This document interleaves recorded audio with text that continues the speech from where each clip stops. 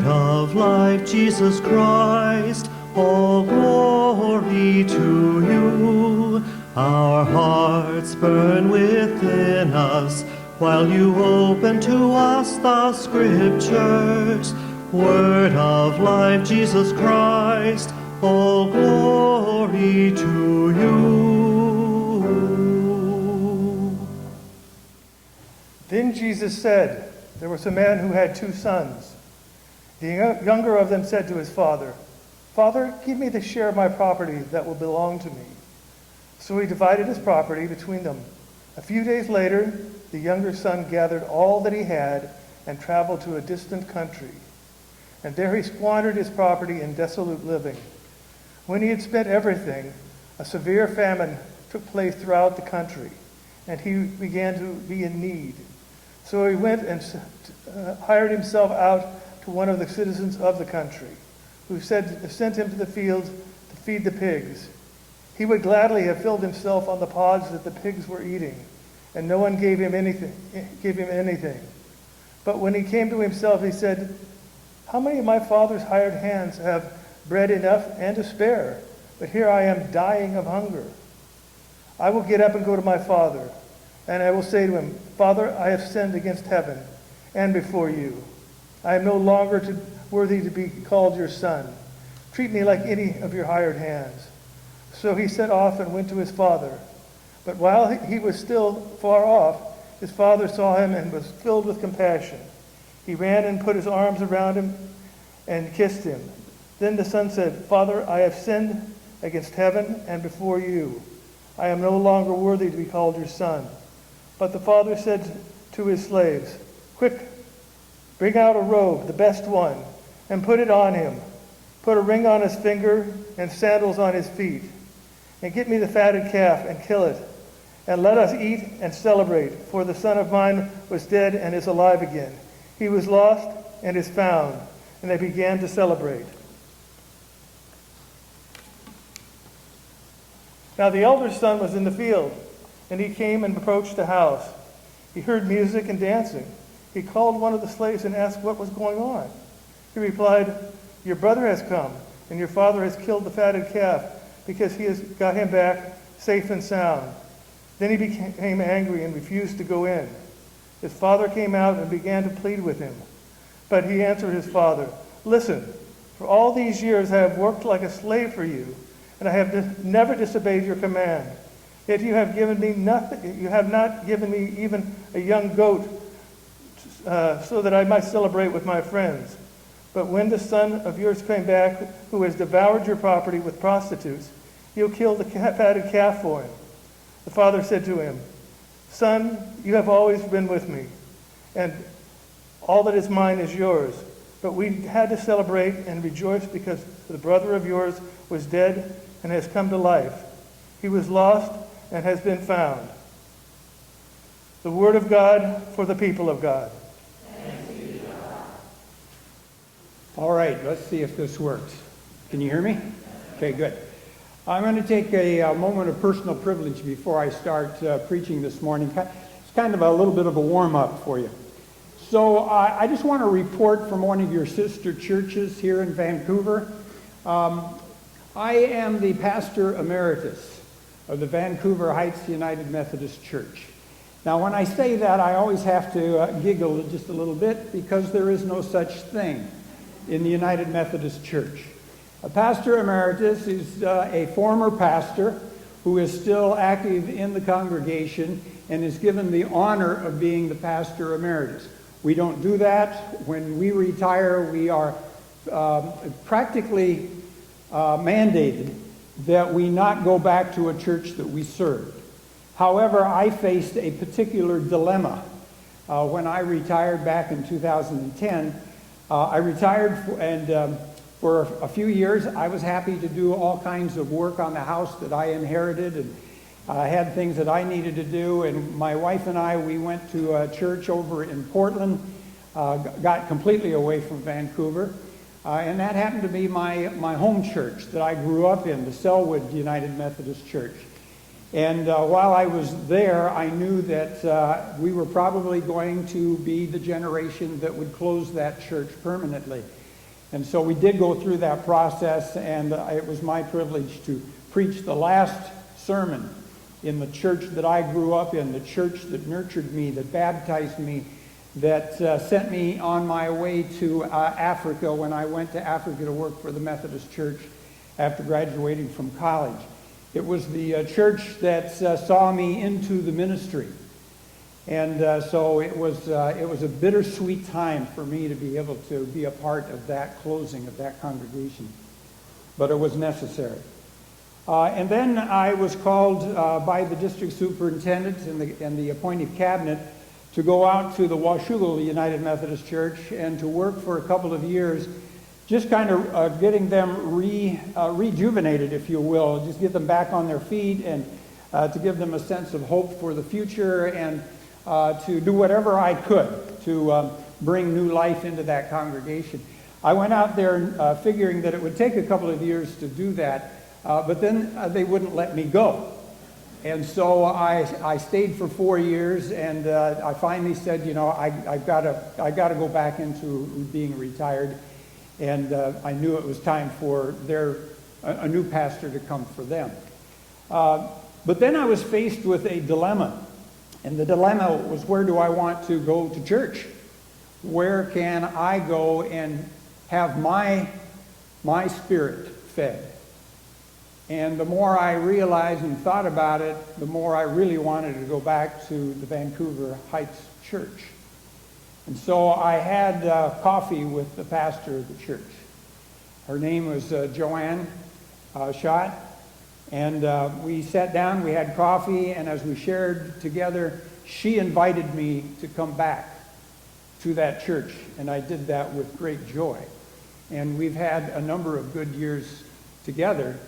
And then this spring, all of a sudden, out of the blue, with nobody understanding why, we were told that our pastor was going to be moved.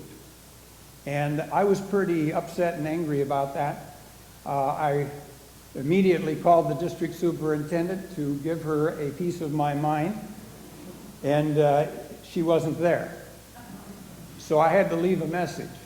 And she sent me a text message saying that she would get back to me as soon as she could. That took about 3 weeks. And I have to tell you, that was a good thing. She did exactly the right thing in dealing with me in that moment. I needed to have some time to think things through and just to kind of get recentered. And then I started wondering, well, there must be a reason. There has to be a rational reason to take our pastor from us when nobody was asking for that. And she had only been there for 4 years. Didn't make any sense. And we didn't know who our new pastor was going to be until almost at the very end of the appointment time, until the announcement was finally made.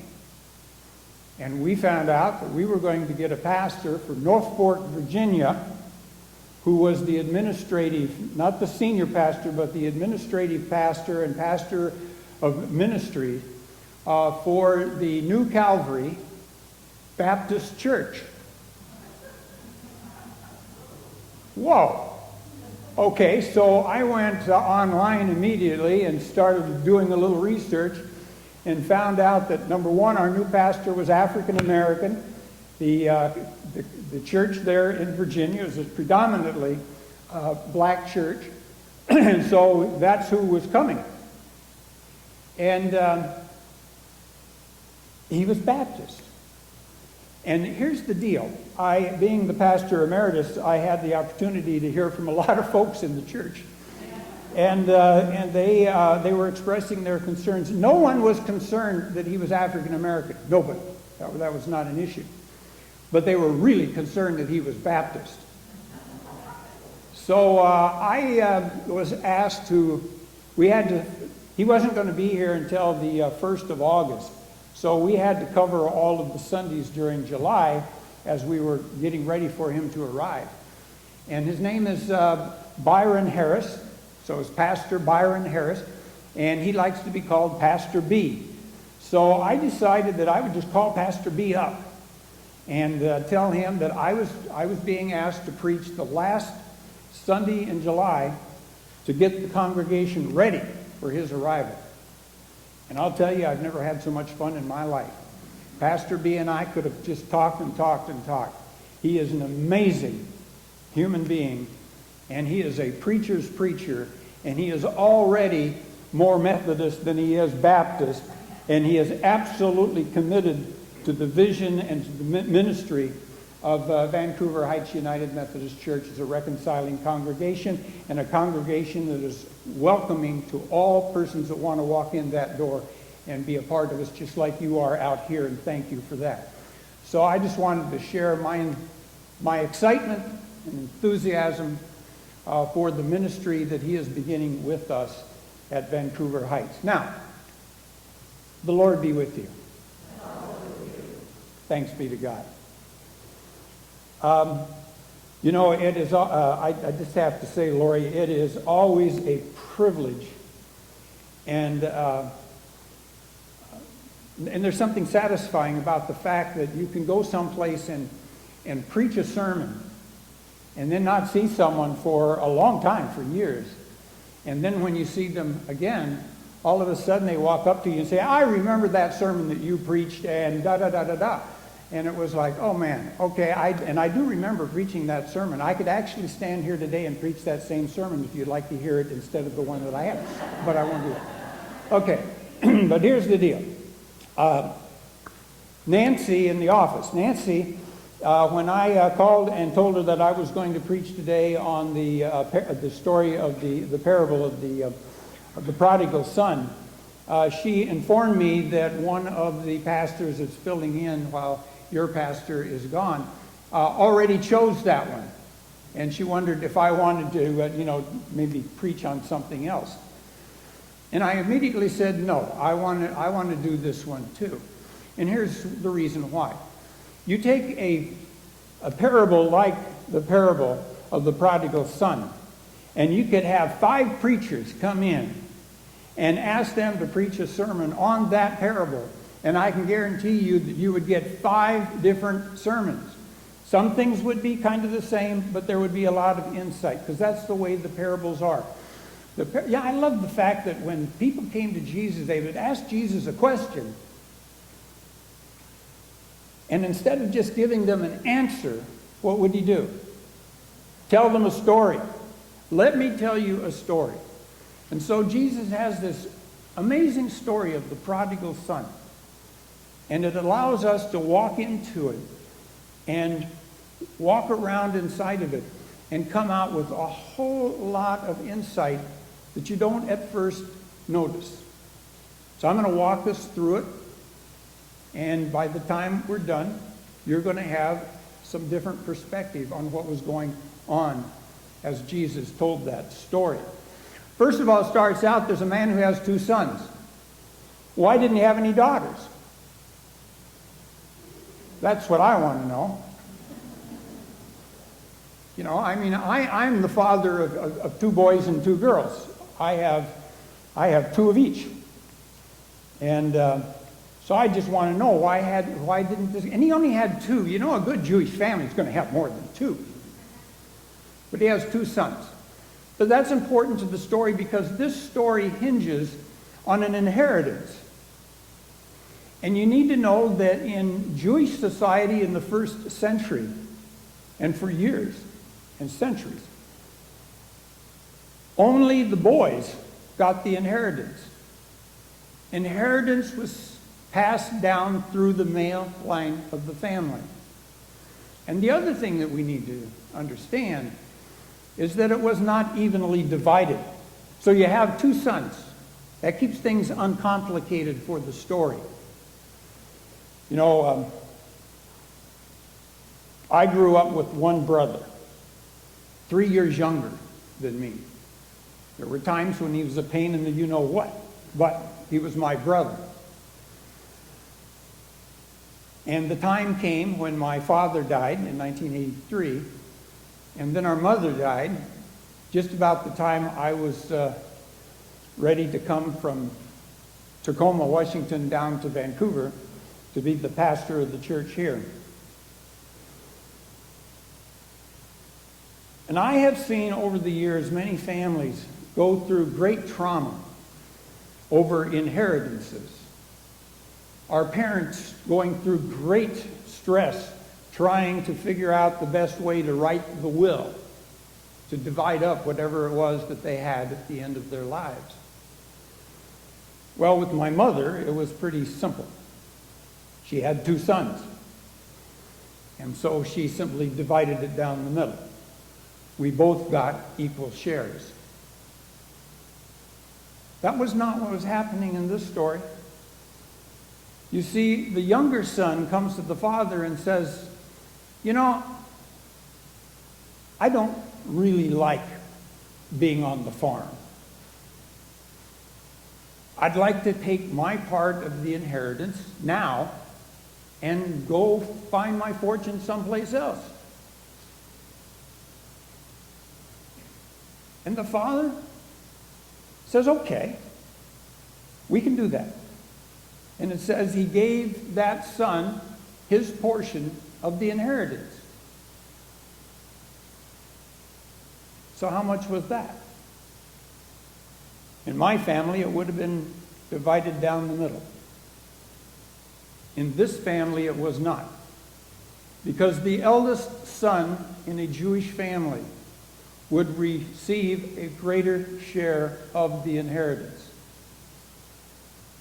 A much larger share of the inheritance.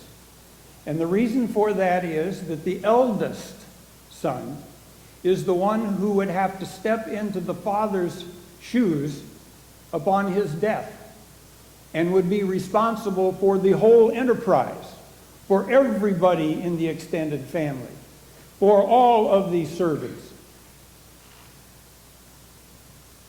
The responsibility was much greater for the eldest son.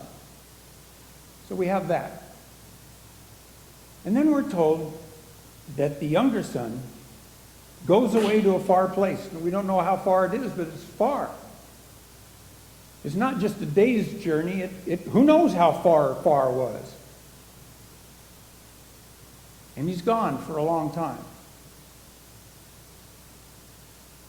We're only told one thing. And what was that?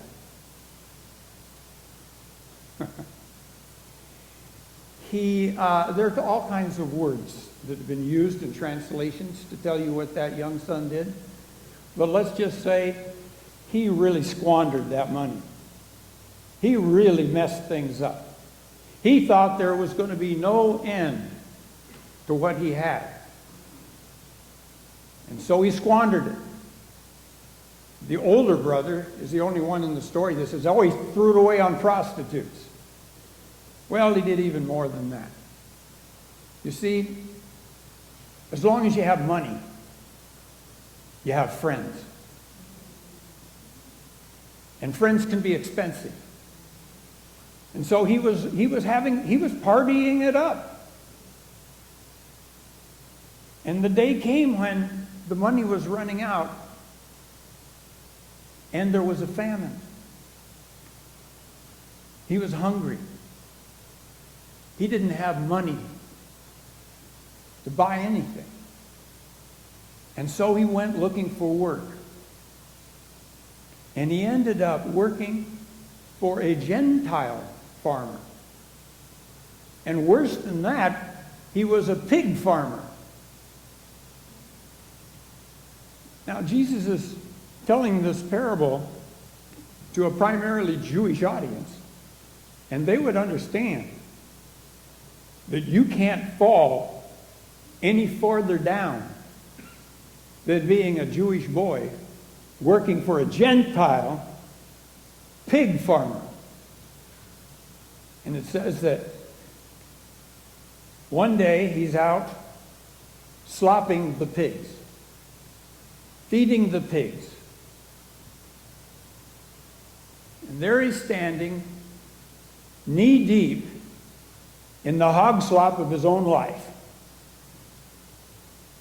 and realizing that he isn't even allowed to eat the leftovers from the pig's feed. And he's starving. And then depending on the translation that you use, it says that in that moment, he came to himself. That's what was in this translation. He came to himself. It dawned on him. He came to a realization that he would be better off on his father's farm as a servant. And he realizes that he's not worthy to go back home. He's not worthy to go home as a son. He realizes that. And so he comes up with this, once he determines that he's going to go home, he comes up with this statement that he wants to give to his father as soon as he gets there. And the statement goes something like this: Father, I have sinned.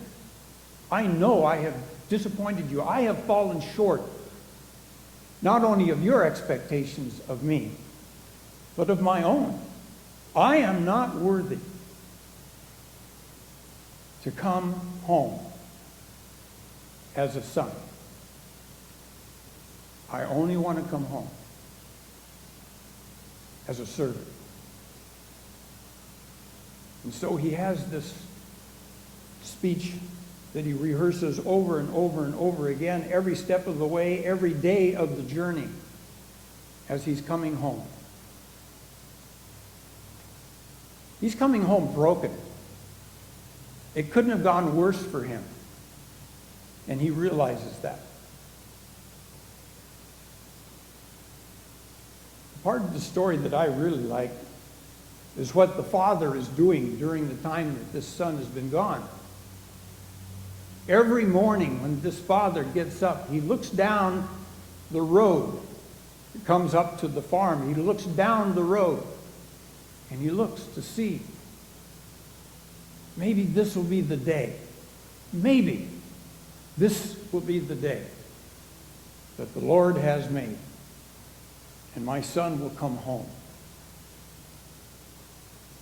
And during the day, as they are working out on the farm, doing the chores, the father every now and then would look down that road, thinking the same thought. Maybe it's today.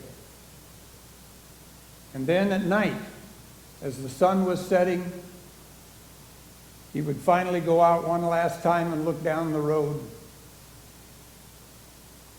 And he would say, maybe my son will come home tomorrow. Every day.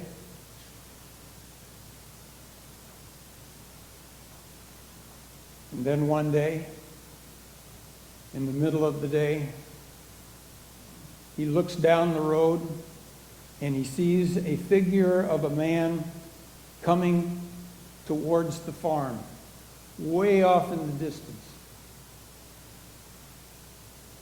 And only a father or a mother would be able to tell from that distance, if that's my boy, this is the day, and he's coming home. And we are told that as the boy approaches the farm, the father doesn't wait.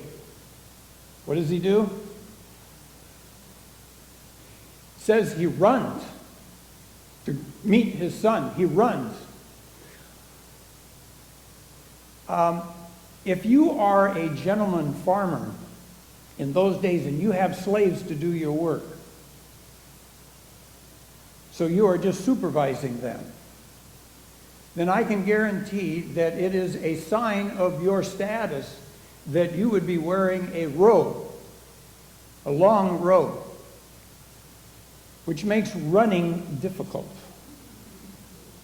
Unless you are willing to, like Zacchaeus climbing a tree, unless you are willing to humiliate yourself and pick up your robe above your knees and run like a maniac down the road.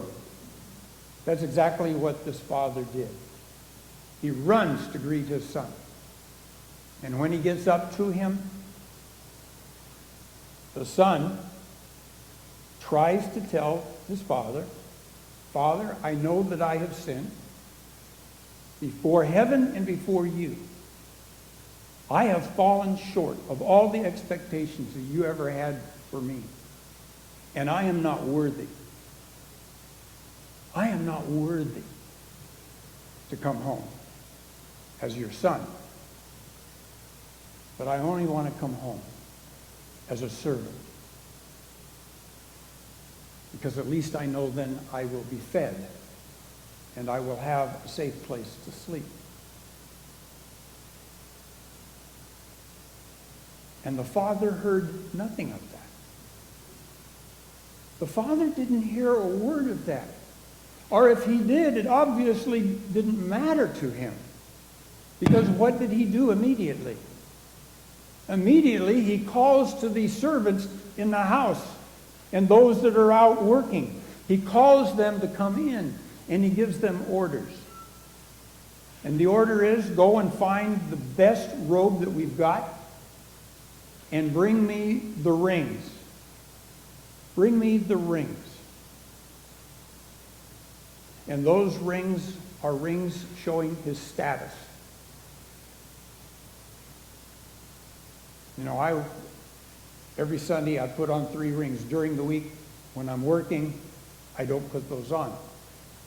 But on Sundays, I wear my rings. My dad was a sheet metal journeyman working in a factory in Portland as I was growing up. And he would not wear rings to work because they were a safety hazard. With the machines that he had to work with, they did not wear their rings. But my dad would come home after work every day. He'd go downstairs immediately to the laundry tray, and he would wash his greasy, dirty hands with lava soap. Get those hands as clean as he could, and then he would walk upstairs, and he would go to the bedroom, and he would put on his wedding ring, and he would come into the kitchen and give my mother a kiss. I wear a wedding ring. I wear a ring on this finger in honor of my brother. This was his ring. And then I wear this gold ring that has a cross on it. That one was given to me when I was the senior pastor of the Cathedral of the Rockies, the First United Methodist Church in Boise, Idaho. Very large congregation. And one Sunday, as I was at the front door of the church after the worship service and shaking hands with as many people as I could that came out that one particular door, there was a gentleman that came up to me, and he had this ring in his hand, and he pushed it into my hand, and he said, I want you to have this. And this ring has been a ring that reminds me every time I put it on that I am an ordained minister of the United Methodist Church, and that I have been called to preach the gospel of Jesus Christ. And I have worn that ring every Sunday since he gave it to me. But anyway, the father said, get the best robe, bring it, and bring the rings, and he is taking the son back as a son. He is restoring him to sonship.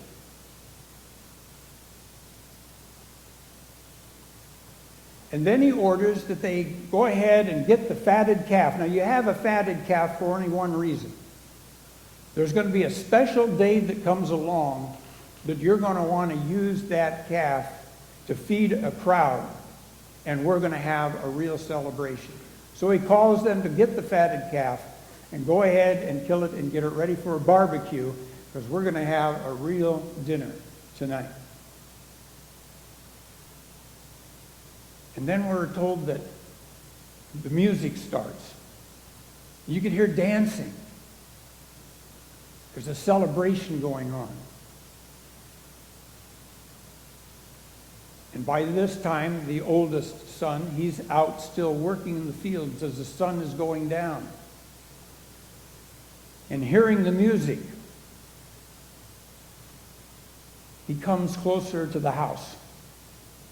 And he calls some of the servants. And he says, hey, what's going on? what's happening up at the big house?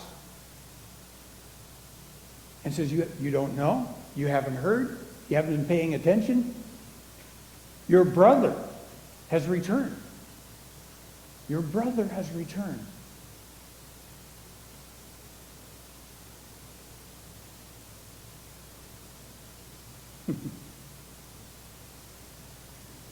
So we are told that probably one of the servants went in and told the father, sir, your other son, your older son, he's outside. Doesn't look like he's coming in. And so the father goes out to see him. The father comes out and he says, what's the problem? And this older son is really upset. No, he's really ticked off. He's angry. And he tells his father, this son of yours, and remember, this is important. When he says, this son of yours to his father, he is disowning his brother. He does not say, my brother. He disowns his brother. This son of yours that took his inheritance and went off and squandered it on prostitutes, squandered it, has come home, and we're supposed to throw a party?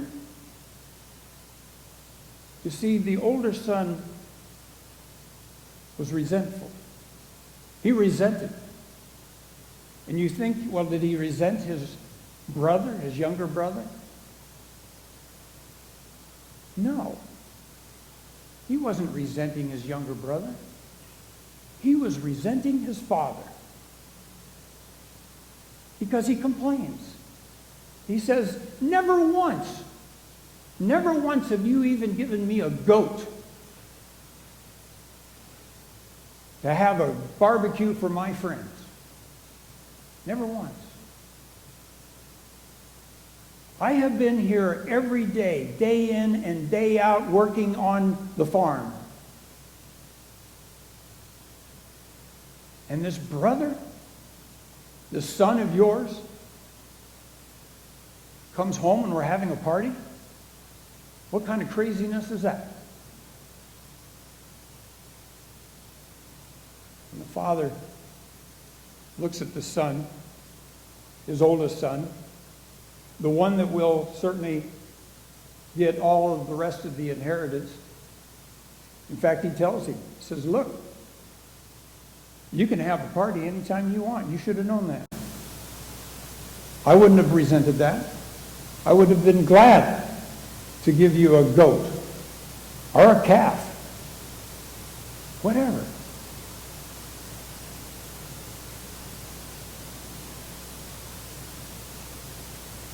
And then he says, you see, this brother of yours, your brother, he's not going to let him disinherit his brother. Your brother, we thought he was dead. We thought that he was lost and gone forever. We didn't know if he would ever return to us. But this is the day that the Lord has made, and we're going to rejoice and be glad in it. And the only question is whether or not you are going to join the party. And the parable ends abruptly, because we don't know if that oldest son is going to come into the party.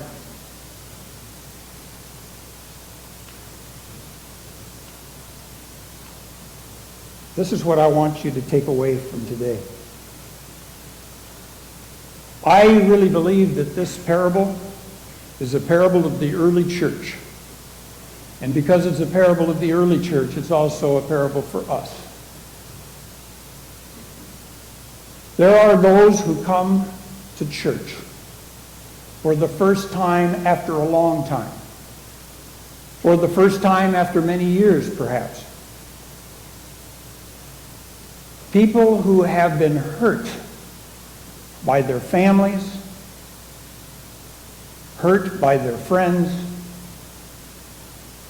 even hurt by the church. People who have been broken by their life experience. And yet, they want to come home. And it's a hard journey to get there. It's a hard journey to get home.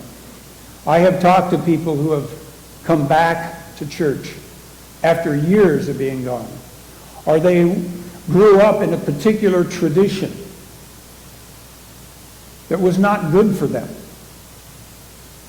because of their attitude towards women or their attitude towards those who are gay, lesbian, or whatever.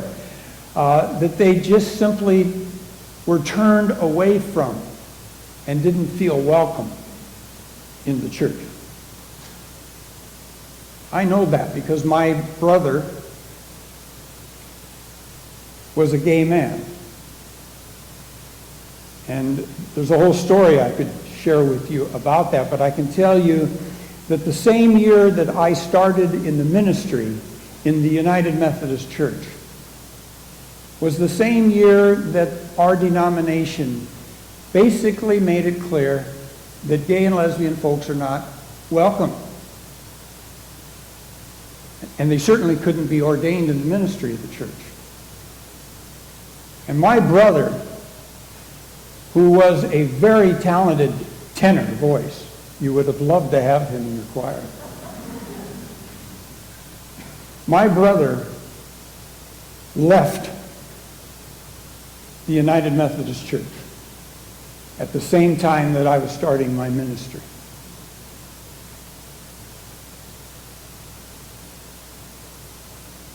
And he never felt welcomed back.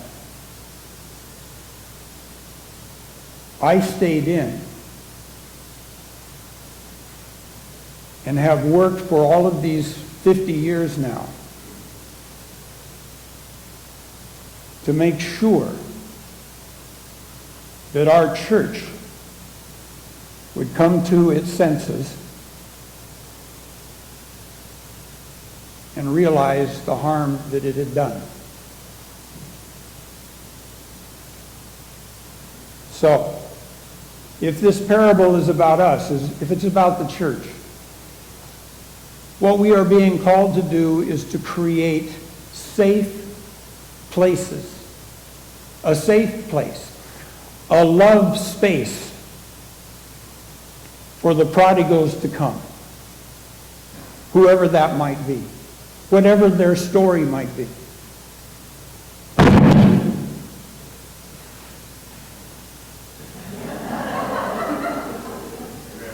Amen. Now, finally, when we have somebody that comes into the church, a stranger, somebody we have never seen before, one of two things can happen, and it's happened in both ways. One thing that can happen is that everybody will ignore them. We like each other, but we don't like strangers. We're uncomfortable with strangers. We got to get over that, folks. When somebody comes in the door, we need to greet them with open hearts, open minds, open doors. It's hard to come in. It's hard to make that journey through that door and to come in. The other mistake that we can make is that we can rush them as they come through the door. Overwhelm them as they come through the door. We don't want to do that either. But we want to give them the space that they need. That safe space. That love space. Where they can feel their way in, because as they come in, they have this thing going through their head that's saying, I'm unworthy. I know I'm unworthy, but where else do I go? I want to be as close to God as I can, and where do I go? And so at Vancouver Heights United Methodist Church, we have a congregational affirmation that we do at the beginning of the service every Sunday. They started this after I was the pastor, and after I'd been gone for a time, I came back and I heard this affirmation, and I kind of laughed the first time I heard it, but I've really gotten used to it. And it goes like this: I am a beloved child of God and a beauty to behold. I say that every morning in front of the mirror. I am a beloved child of God and I'm a beauty to behold. You know? We need to give people that affirmation. I don't know if the oldest son ever went into the party, but I sure hope he did. And we all know that the father in the story is a stand-in for God. God knows we are unworthy, but God makes us worthy. God stands us up on our 2 feet when we fall down. God looks at us and says, you know, when your brothers and your sisters don't even love you, I will. And one of the things that's kept me going in the ministry, even after retirement, is that I will not give up on anyone. I don't care who you are. I don't care what your story is. I want to hear that story. But I'm going to be here to tell you that God loves you. And there isn't anything that you can do about it. You are loved. And you can be better than you are now. Better than you ever were before. With God walking beside you on your journey. Because your journey isn't over yet. And the people of God said, Amen.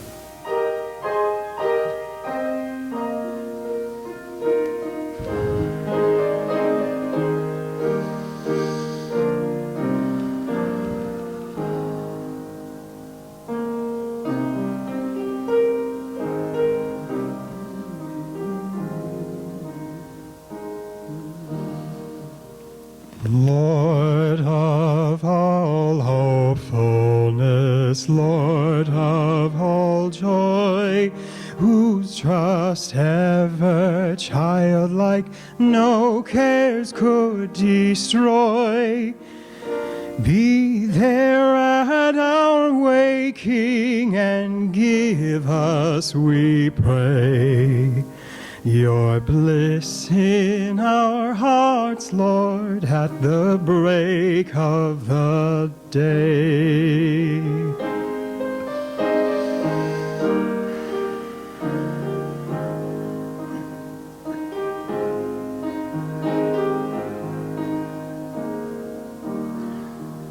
Lord of all kindliness, Lord of all grace, your hands swift to welcome, your arms to embrace. Be there at our homing and give us, we pray, your love in our hearts, Lord, at the